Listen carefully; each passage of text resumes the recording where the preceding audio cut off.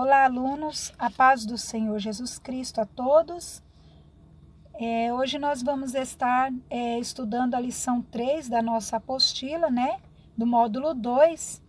E hoje o nosso tema será casamento e família. Essa matéria ela faz parte da grade curricular deste curso, pois o inimigo desde a criação tem tentado destruir a família, que é uma instituição divina. É dever de todo cristão impedir que o inimigo entre em seu lar. A cada dia que passa, as pessoas têm se tornado mais individualistas e egoístas, perdendo assim o referencial de família.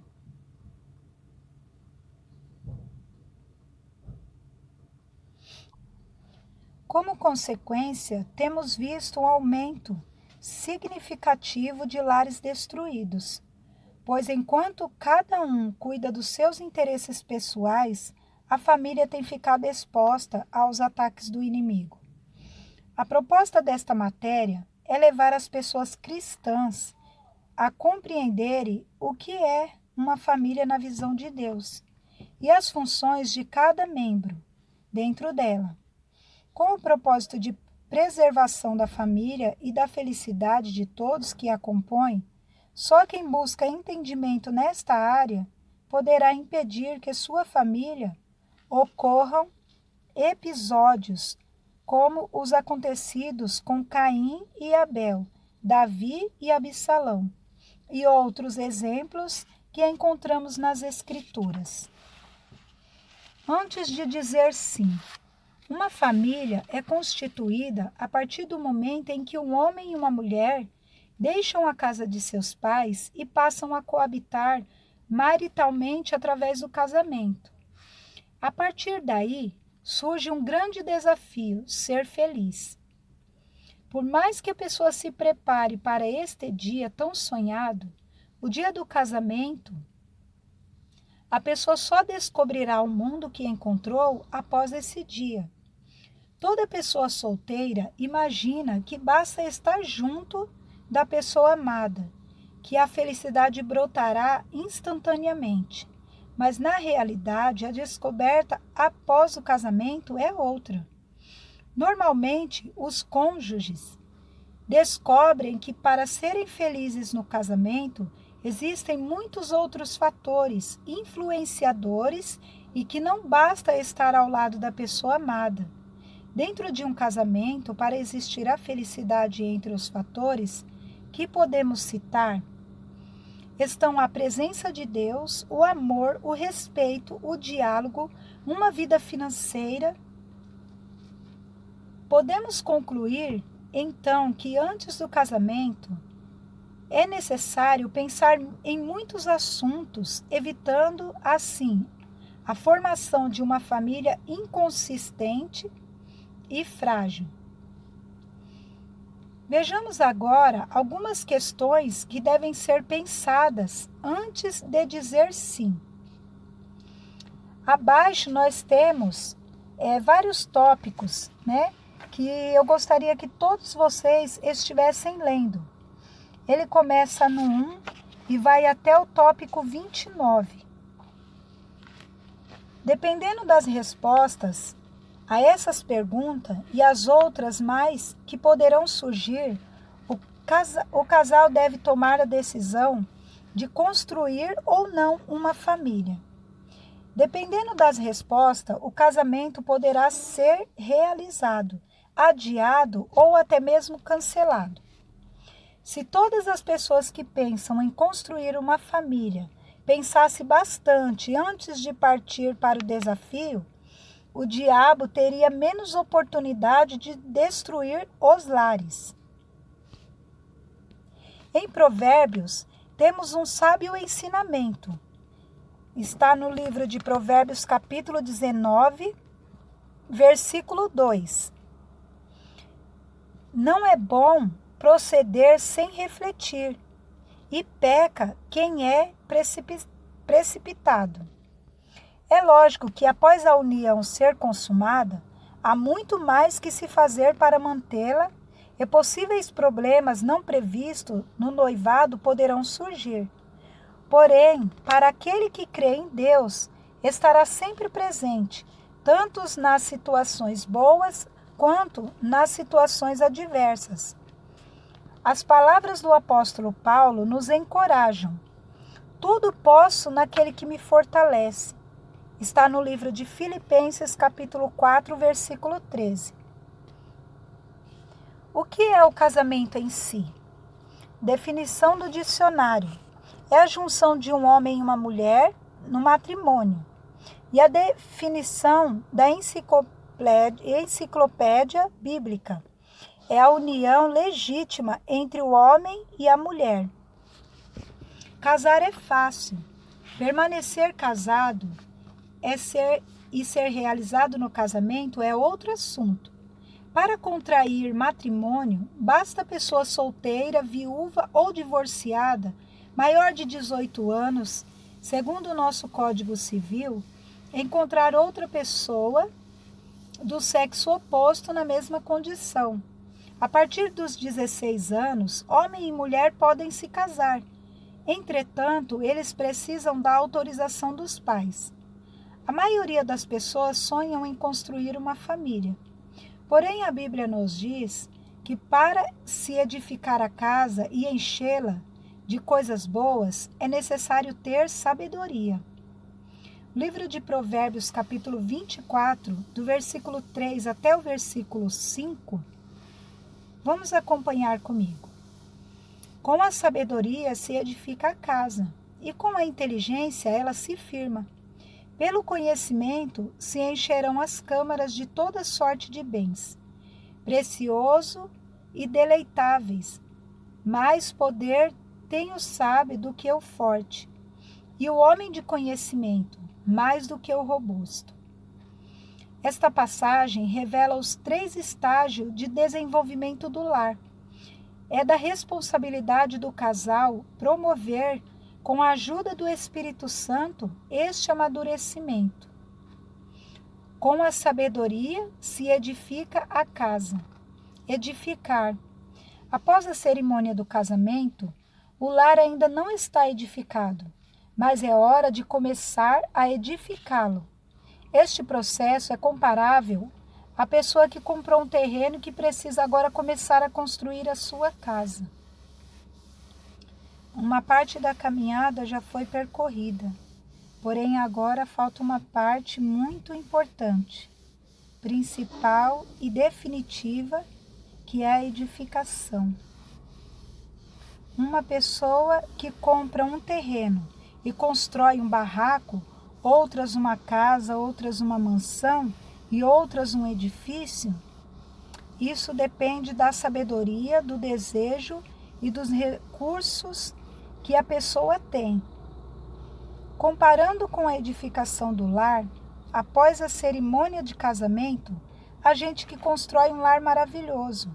Outros, porém, constroem verdadeiros barracos quebrados, que acabam sendo demolidos pelo divórcio. Muitos lares existem há anos e ainda não foram edificados. Estão parecidos com um terreno baldio cheio de entulhos. Brigas, discussões, ou com aquela edificação que na primeira tempestade vem abaixo. A razão pela qual isso acontece é a falta de sabedoria. Muitas vezes, a pessoa até tem vontade de edificar o lar, mas a falta de sabedoria a impede. Vejamos agora a sabedoria lá do alto, que Deus espera de nós para a edificação de um lar. Vamos acompanhar comigo na sua Bíblia, no livro de Tiago, capítulo 3, versículo 13 até o versículo 17. Quem entre vós é sábio e inteligente? Mostre em mansidão de sabedoria, mediante com digno proceder, as suas obras. Se pelo contrário tendes em vosso coração inveja, amargurada e sentimento faccioso, nem vos glorieis disso, nem mintais contra a verdade. Esta não é a sabedoria que desce lá do alto, antes é terrena, animal e demoníaca. Pois onde há inveja e sentimento faccioso, aí há confusão e toda espécie de coisas ruins. A sabedoria, porém, lá do alto, é primeiramente pura, depois pacífica, indulgente, tratável, plena de misericórdia e de bons frutos, imparcial, sem fingimento. É com inteligência ele se firma. Após o lar ser edificado, o casal precisa pensar no que fazer para firmá-lo. Você já deve ter ouvido a respeito de lares que vieram uma plena harmonia durante anos, mas que acabaram sendo dissolvidos. Esse tipo de fato ocorre por falta de inteligência. Há casal que tem amor e sabedoria para edificar o lar, mas lhe falta dedicação e empenho para conservá-lo. Normalmente, isso acontece após alguns anos de casamento. Há casais que deixam o esfriamento e o desinteresse entrar em, consequentemente, aparece o apego exagerado aos filhos, ao trabalho. Nessa fase, o casal passa a se dedicar mais a outros afazeres e se esquece do casamento, dando lugar ao inimigo para roubar, matar e destruir. Inteligência é a capacidade de compreender as coisas. O casal precisa ter percepção para não ocupar a sua vida com uma série de afazeres, deixando de lado o casamento, extinguindo tempo para conversas, passeios e relacionamentos íntimos. O lar edificado só permanecerá firme se houver inteligência para firmá-lo. Os filhos serão felizes se vierem nos pais um bom exemplo. Pelo conhecimento, se encherão as câmaras de toda sorte de bens, preciosos e deleitáveis. Conhecimento é o que Deus revela por meio da sua palavra e do testemunho interior do ser humano. Uma casa pode estar edificada e firme, porém pode ser vazia de boas notícias. O plano de Deus para a família é que haja união, prazer, alegria, satisfação, a tal ponto que um complete o outro, e que não haja necessidade de procurar outra coisa, como o pecado. Nas tendas dos justos há voz de júbilo e de salvação. A destra do Senhor faz proezas. Está escrito no livro de Salmos, capítulo 118, versículo 15. A Bíblia revela que para existir algo bom dentro de um lar, é necessário conhecimento.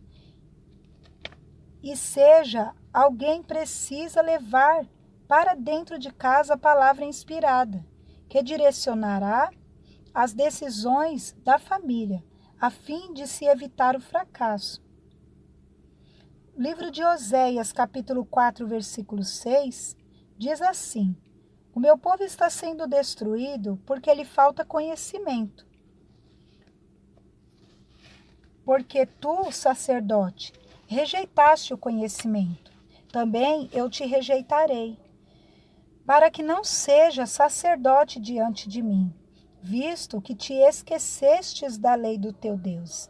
Também eu me esquecerei dos teus filhos. O que despreza a palavra perecerá, mas o que respeita o mandamento será recompensado. Está escrito no livro de Provérbios, capítulo 13, versículo 13. O culto familiar é uma ótima maneira de se levar este conhecimento para dentro da casa. Pois bem, temos agora os 3 ingredientes que levam o casal ao sucesso: sabedoria, inteligência e conhecimento.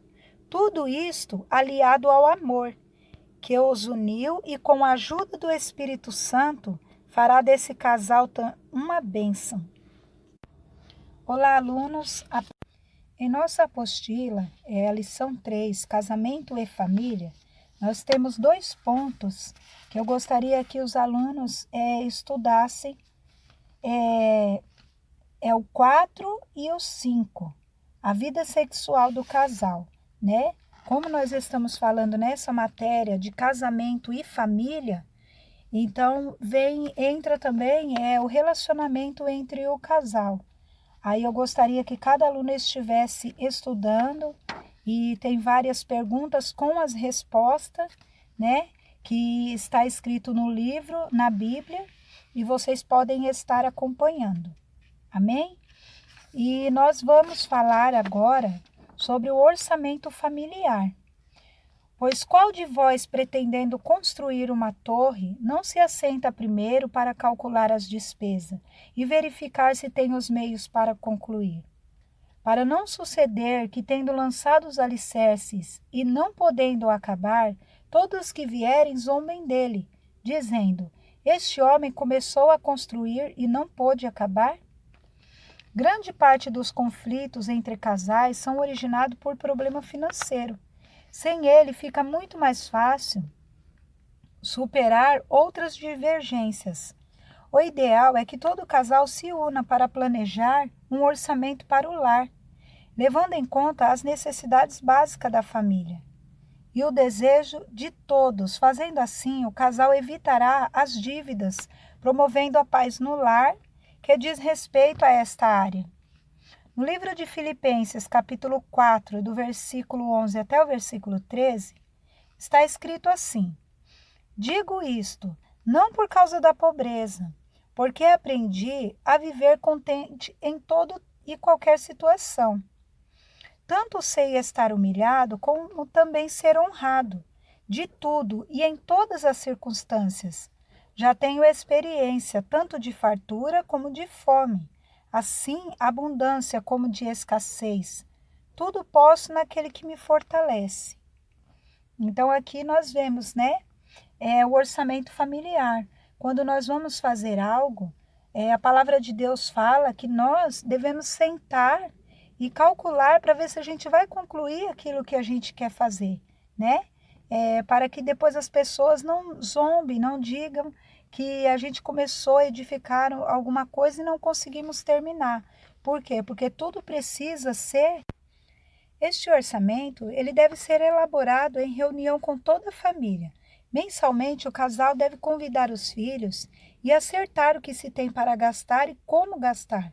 Caso haja alguma despesa extra, deve-se convocar uma reunião extraordinária para remodelar o orçamento. Compete o cabeça da casa, seja o homem ou ambos. Se a mulher trabalha fora, mostrar aos da família que primeiramente o dinheiro será usado no pagamento das despesas. As sobras, caso houver, é que devem ser colocadas em discussão para decidirem como gastar ou como poupar. Fazendo assim, fica muito mais fácil para os filhos e todos os demais familiares compreenderem a real situação financeira desta família. Síntese do livro de Cantares. Este é um livro que reforça a ideia de que Deus inspira aos seus filhos ao amor, ao romantismo, poesia e à música. Através desses cânticos, podemos conhecer melhor o que se passa no coração do marido e da esposa, e assim nos tornamos melhor esposo ou esposa.